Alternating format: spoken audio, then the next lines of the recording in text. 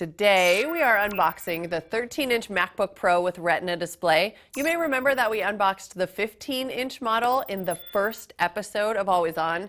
Back then we had to borrow the one that the Labs guys from New York got, but now we have enough money to buy our own. It has my name on it. Packing list. All right, and I'm coming up in the world because I still have my box cutter with my name on it. Let's check it out. MacBook Pro.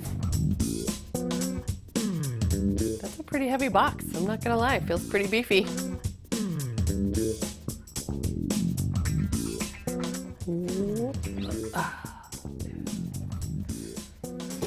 They do packaging well. Here's our little box.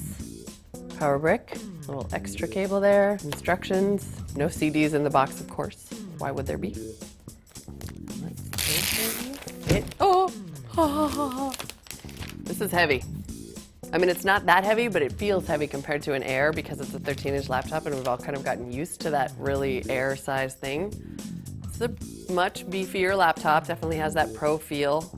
Oh, yeah, ooh, okay. Let's open it up and see if it can come on so we can check out the Retina Display. While I get it all set up, let's do the specs. The MacBook Pro with Retina Display starts at $1,699 and it goes up rapidly from there. It has that 2560 by 1600 display, which looks pretty darn good. The base model has a 2.5 gigahertz dual-core Intel Core i5 processor with 8 gigs of onboard RAM. The base model has a 128 gig solid-state flash drive. You're probably not going to want that considering that you're likely a photographer if you're the MacBook Pro Retina's target market. You'll want to upgrade to 256 gigs for an additional $300. There's also a 512 gig option or 768 gigs.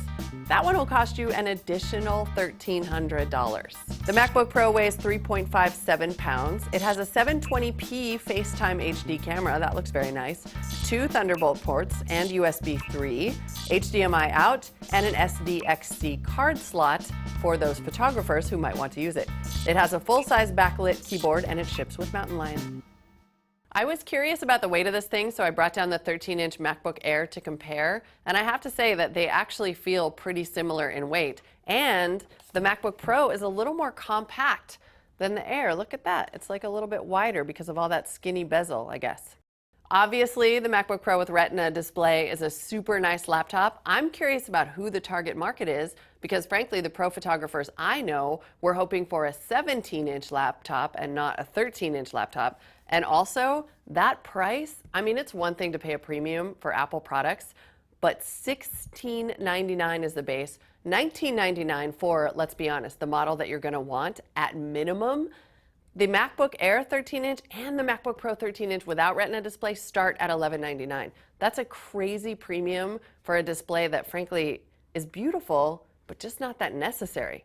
I'm not saying I'm not going to totally enjoy using this guy for a couple of weeks and I'm excited to take it home, but I wouldn't pay for it.